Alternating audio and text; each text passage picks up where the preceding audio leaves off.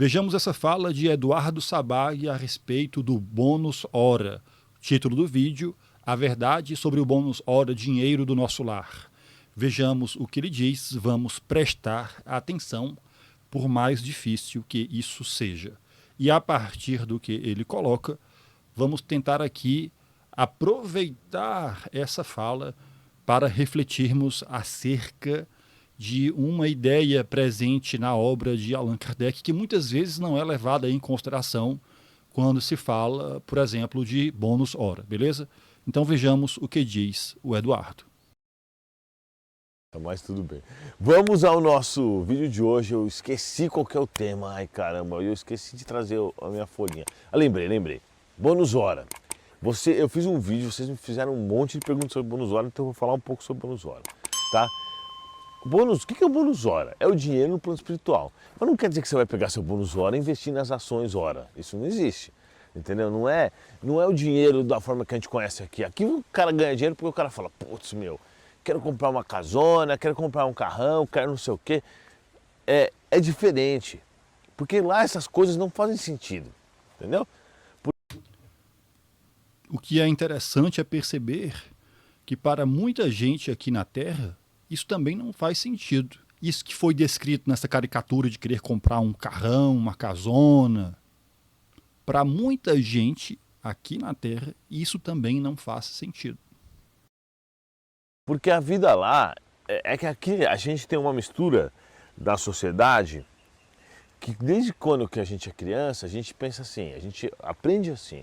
Olha, quando você tiver isso aqui, você vai ser feliz. Quando você morar em tal lugar, quando você tiver tal carro, quando você tiver tal situação financeira, você vai ser feliz. É isso que a gente aprende aqui. Então, E isso a gente aprende aqui graças a uma coisa chamada capitalismo. É graças a essa maneira de nós nos organizarmos em sociedade que o ter é mais importante do que o ser. Beleza? a gente tem essa visão. E também a vida no plano material é meio complicada, bem complicada. Você fica doente, você vai ter que... Faz toda a diferença você ter dinheiro ou não é verdade? Você tem um problema com alguém, faz toda a diferença você ter um bom advogado ou não. Você mora num lugar que é calor, faz toda a diferença você ter dinheiro com ar-condicionado ou não. E por aí vai. O bem material aqui, ele é precioso para que você tenha uma vida boa com conforto. Sim, claro. Para você ter segurança e por aí vai. Mas no plano espiritual não é assim, no plano espiritual é totalmente diferente. Porque essas coisas básicas, como saúde, obviamente, estudo, segurança, tudo isso daí você já tem. Você já tem uma vibração boa, você já tem tudo isso. Então o dinheiro não serve para nada, absolutamente. É muito interessante essa ideia de que aqui, e aí Eduardo resume a vida material ao modo de vida capitalista.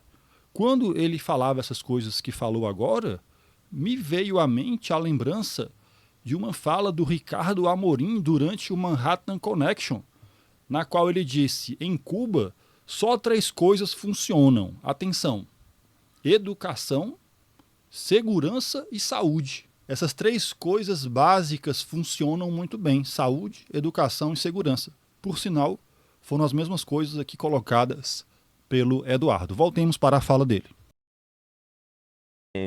Estudo, segurança, tudo isso daí você já tem. Você já tem uma vibração boa, você já tem tudo isso. Então o dinheiro não serve para nada, absolutamente nada. O que serve é o seguinte, é o bônus hora. O bônus hora te dá direito a algumas coisas, como por exemplo, vir para a Terra em certos momentos. Atenção para isso. O bônus hora te dá direito a algumas coisas, tá? Vamos lá. Mas aqui entrando na questão doutrinária, para além do discurso ideológico presente na fala, tá? Adiante. Ir a um teatro, entendeu? O bônus hora é como se fosse uma folga. Ir lá, por exemplo, vamos imaginar, tem muitos lugares assim, desse estilo assim, no plano espiritual, nas cidades espirituais. Você trabalhou lá, você sempre tem folga, né? Seus 5 dias, 6 dias da semana. Só que o trabalho é muito mais suave, não tem cobrança, porque na verdade é o seguinte, por que a gente vive numa sociedade que é tão complicada essa questão de trabalho? Porque tudo são números. A empresa que... tudo são números. Deixa eu traduzir isso, para a gente entender isso para além da ideologia. Tudo é lucro. Beleza? Você trabalha ou que você é dono, ela precisa fechar as contas no mês, então tem um aluguel, não sei o que, aí entra a crise, aí o governo vai lá e faz não sei o que, aí vem o imposto que é altíssimo, né? Que por sinal é um roubo. E aí acontece uma série de coisas que, na verdade, acaba deixando a nossa vida muito competitiva, muito bagunçada. E assim, é a opção que a gente não tem outra opção, né? Então, É a opção que a gente tem. A gente não tem outra opção. Essa afirmação me remete, aqui para fazer outra citação, à obra Realismo Capitalista do Mark Fisher, no qual ele diz que é mais fácil nós imaginarmos o fim do mundo do que o fim do capitalismo. Nesse sentido é que nós vimos aí o Eduardo falar que nós não temos outra opção. nada. E assim, é a opção que a gente não tem outra opção, né? Então, vocês estão entendendo? Eu estou comparando a vida no plano espiritual com a vida no plano material. Lá não tem essas coisas. Tudo é gerido por mentes superiores. Eles constroem as cidades espirituais com a mente deles. Então, não precisa de dinheiro. Ele não é assim, por exemplo, você vai pegar a prefeitura de Londrina. Ela precisa de dinheiro para asfaltar a rua. Então, o dinheiro precisa sair de algum lugar. Aí o dinheiro sai do imposto. Aí se alguém desvia, já falta o dinheiro para... Então, toda essa complicação. Mas não existe isso. Porque a rua lá, se for asfaltar, eles fazem tudo com a mente e fica tudo muito melhor e que não quebra nunca mais. Entendeu? Apesar de carro lá no plano espiritual, outro papo que a gente pode conversar do outro dia. Então, são recursos diferentes. Então não é que tem gente que fala assim, eu vou comprar uma casa com bônus hora para alugar. Essa é uma pergunta que fizeram. Não dá para fazer isso. O que dá para Deixa eu te dizer uma coisa. Antes de você pesar a mão no Eduardo, e eu estou me dirigindo a você que de alguma forma aceita as descrições do Espírito André Luiz, certo? Você tem que compreender, eu estou me dirigindo diretamente a você. Você tem que entender uma coisa.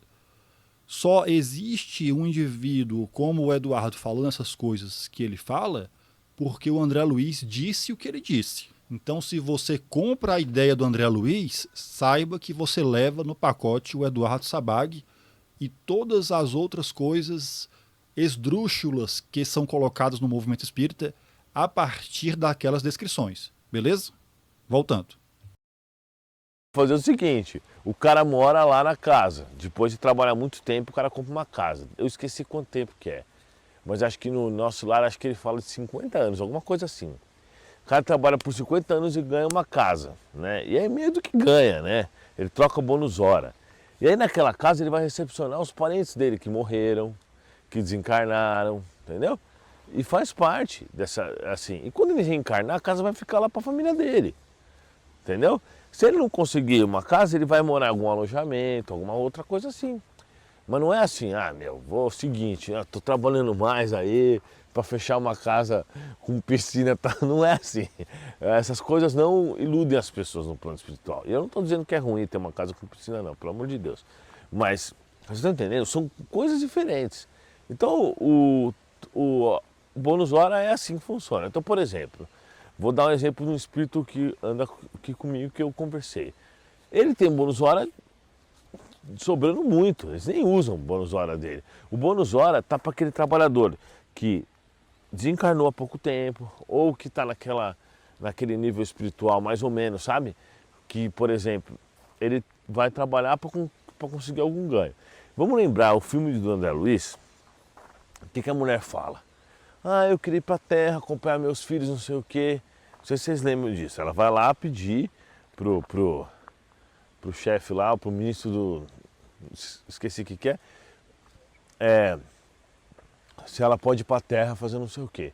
Aí o cara pergunta, mas quais são suas funções? O que você tem feito aqui? Nada. A mulher está lá, não tem trabalho nem nada, há anos, tentando vários empregos, não conseguiu, porque é um espírito que não é muito evoluído. Espírito preguiçoso, né? Então é óbvio que, vocês entenderam, né? Se ela tivesse tido mérito, ela conseguiria. Então, por exemplo, Mariazinha está lá no plano espiritual. Atenção, mais uma vez, lá antes foi dito, através do bônus horas ele tem direito. E aqui agora foi falado a questão do mérito, beleza? Olha só, atenção. Trabalhando, certo? Não, eu vou dar um exemplo. Não, antes eu vou contar da Mariazinha. E aí, de repente, o filho da Mariazinha vai desencarnar. Ela quer acompanhar esse processo. Ela chega lá pro chefe dela, pro hospital, e fala, ó, chefe, meu filho vai desencarnar, tal, posso ir? O chefe dela vai falar, claro, pode ir, fica à vontade. Entendeu? Tem mérito, pode ir pra Terra. Não tem mérito, não vai desacompanhado, porque é complicado. A Terra tem os mundos inferiores, então necessita de um conhecimento. Vocês entenderam? Eu vou dar um exemplo. Quando tem os espíritos, sempre vem um enfermeiro e leva o espírito. Normalmente é assim. De repente um dia trocou o enfermeiro, que eu chamo de alemão.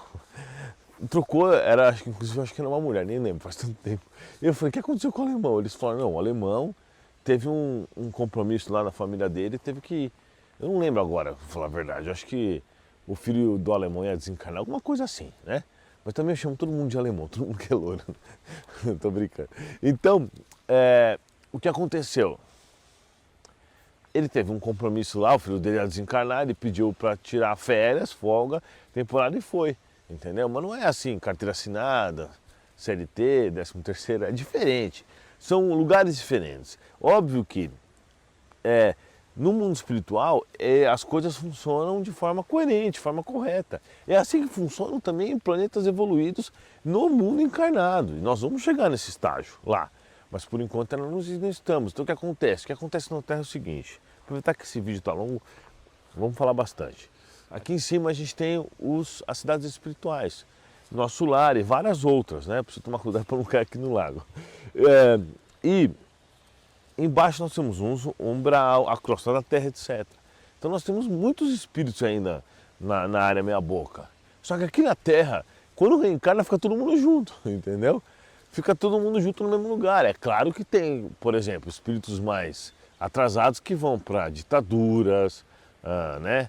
Coreia do Norte, países onde existem regras absurdas, imperadores, reis, essas coisas assim absurdas que o cara faz com a vontade dele.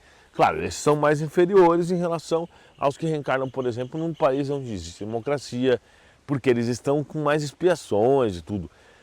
Os índios, de regra geral, são mais inferiores, não que eles são do mal, mas eles ainda têm que aprender coisas, entendeu? Mas quando a gente vai para o plano espiritual, acontece uma separação. Porque esses inferiores, eles não conseguem entrar num plano espiritual. Vamos lembrar no Nosso Lar, ele retrata, aquele filme foi muito bem feito mesmo, viu? Ele retrata muito bem o que aconteceu, como que é. A hora que eles chegam lá na porta, tem uma porta invisível, uma porta, na verdade, que fica travada. Ela só abre quando o espírito do bem chega. É automático isso. Então os espíritos inferiores, eles não conseguem adentrar esses locais. Inclusive no Violeta Janela ela fala muito sobre isso. Por exemplo, sobre as torres de defesa que existem nesses lugares, com raios para que as pessoas, o cara vai passar aqui, o cara correndo, o cara vai falar torre com raio, o cara vai achar que eu sou louco. Mas tudo bem, né? As torres que tem os... Infelizmente, Eduardo, não é só o cara que vai passar correndo aí que vai achar isso não, infelizmente. Mas é o que nos oferece essa mitologia que existe no movimento espírita brasileiro. E essas afirmações aqui repetidas pelo Eduardo são uma consequência desse pensamento mitológico. Raios, então eles falam bastante sobre isso no Violeta Janela, eles falam bastante sobre todas essas coisas e faz parte, né? Faz parte do mundo espiritual que é totalmente diferente com o mundo que a gente vive, porque é uma coisa, vamos dizer assim, por isso que fala, eu não sei nem agora se são meus amigos que falam isso ou se é algum espírito em nível, mas o mundo espiritual, ele é o mundo real. O mundo terreno é uma cópia mal feita, com bastante coisa meia boca. Esse final da minha boca é o que devo ter colocado. Bom, tá aí, essa é a fala, e aí a gente destaca que o que nos interessa do ponto de vista doutrinário, a afirmação como nós já colocamos, de que o bônus hora ele está associado ao mérito. Portanto, nós temos aí uma espécie de quantitativo burocrático que determina o merecimento do indivíduo, de maneira que, a partir desse quantitativo, o indivíduo ele passa a ter direitos. Atenção, porque eu quero aqui trazer uma reflexão baseada na obra de Allan Kardec para que a gente compreenda que no mundo dos espíritos, a nossa capacidade e a nossa liberdade, elas dependem da nossa natureza espiritual. Natureza espiritual essa que é transformada através e ao longo das sucessivas encarnações, em razão dessas experiências que vivencia. Beleza? Dito isto, vamos entender o seguinte: o indivíduo ciumento, quando desencarna, ele, vejamos, não deixará de ter ciúme. O indivíduo invejoso, ao desencarnar, continuará a sentir inveja, porque essas imperfeições dizem respeito à natureza da alma, à natureza do espírito, fazem parte de quem o indivíduo é. Atenção! Então, por mais que ele estude, por mais que ele trabalhe, por mais que ele reflita no mundo dos espíritos, essa sua condição não será alterada. Atenção! De maneira que ele terá esse traço de personalidade enquanto não se livrar dele através do processo reencarnatório. Ou seja, a sua natureza espiritual tem uma qualidade definida, e aqui eu estou colocando a título de exemplo esses dois vícios morais, do ciúme e da inveja, mas é claro que isso se aplica a todos os outros. Essas características são definidoras da natureza espiritual do indivíduo. E a partir disso, no mundo dos espíritos, essa sua natureza espiritual, com essa qualidade específica, esse somatório, determinará a condição do indivíduo traduzida em capacidades e liberdade. Ou seja, o que o indivíduo pode fazer, o limite da sua ação, até onde ele pode ir, até onde ele pode exercer a sua liberdade, portanto, usufruir das suas capacidades. Isso depende desse somatório, digamos assim, de quem o indivíduo é a partir de tudo o que ele fez de si ao longo dessas sucessivas experiências, em termos de vícios e virtudes, portanto, da sua natureza espiritual. Isto daí não será alterado no mundo dos espíritos. Atenção, a natureza espiritual do indivíduo não será alterada no mundo dos espíritos, por mais que ele estude, por mais que ele trabalhe, por mais que ele reflita. Se a natureza espiritual ela se modificasse no mundo dos espíritos, evidentemente a reencarnação não seria necessária. Em outras palavras, o indivíduo que é ciumento, ele pode refletir bastante, pode trabalhar bastante, pode fazer o que for no mundo dos espíritos. Aquele ciúme que o define sendo quem ele é, porque assim se fez ao longo de várias experiências. Enquanto ele não amenizar essa sua característica através da reencarnação, o ciúme estará presente. Porque diz respeito a quem o indivíduo é. Só através das sucessivas reencarnações é que ele será diferente, alterando, portanto, a sua natureza espiritual. Pode ficar no mundo dos espíritos trabalhando o tempo que for. Só através da reencarnação é que a sua natureza será modificada. É somente através da reencarnação que o progresso, portanto, o avanço da alma, efetivamente, somente através da reencarnação é que o avanço efetivamente acontecerá. Nesse sentido, vejamos o que Allan Kardec nos coloca num texto que encontra-se lá em A Gênese, beleza? E é claro que eu estou colocando tudo isso para a gente entender o seguinte: eu vou trabalhar bastante e acumular bônus hora, segundo as descrições do espírito André Luiz, que nunca foram questionadas, beleza? Ora, isso daí não vai afetar em nada a natureza espiritual do indivíduo, de maneira que a capacidade dele, a liberdade dele, não dependerão de uma condição administrativa como supostamente existe a partir dessas descrições. Isso não será definidor das liberdades que o indivíduo possui, da sua capacidade, porque isso tem a ver com a sua natureza. Beleza? Mas muitas vezes, em razão dessas descrições, se pensa o mundo dos espíritos como nós vimos aí o Eduardo fazer, se pensa o mundo dos espíritos como sendo o nosso. Então, qual é a ideia? Eu vou acumular bastante uma espécie de capital que nos dará aí condições de fazer isso ou aquilo. Veja bem, a depender de quem você seja, você pode acumular o que for. Isso não vai alterar a tua capacidade de fazer certas coisas, de pensar certas coisas, de sentir certas coisas. Esse aqui é o ponto. Pode acumular à vontade o que for. Não vai alterar a tua natureza. Você vai continuar sendo quem você é. E quem você é define o que você pode fazer, até onde você pode ir, quais são os limites da tua capacidade. Mas eu acumulei bastante, não sei o quê. Não faz diferença alguma. Beleza? Então vejamos o que o Allan Kardec nos coloca para que a gente entenda como é que esse progresso se dá no mundo dos espíritos. Olha só. Deixa eu aprontar aqui em A Gênese. A Gênese segundo o Espiritismo, Encarnação dos Espíritos, item 25. No intervalo de suas encarnações, o espírito progride igualmente. Olha só. E, Rafael, então, você aí acabou de cair em contradição. Será? Olha o que é que o texto diz. No intervalo de suas encarnações, o espírito progride igualmente. No sentido de que, progride como? No sentido de que aplica ao seu adiantamento os conhecimentos e a experiência adquiridos durante a vida corporal. É nesse sentido que ele progride.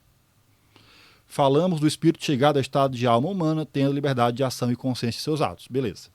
Ele examina, aí ele vai aqui destrinchar o que é isto.